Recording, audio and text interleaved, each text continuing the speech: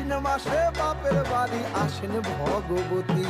আশ্বিন মাসে বাপের বাড়ি আসেন ভগবতী। বলো গৌরী এলো দেখে জানো, গৌরী এলো দেখে জানো, গৌরী এলো দেখে জানো, গৌরী এলো দেখে জানো। ভবের ভবানী আমার ভবন করিল আলো। গৌরী এলো দেখে জানো, গৌরী এলো দেখে জানো।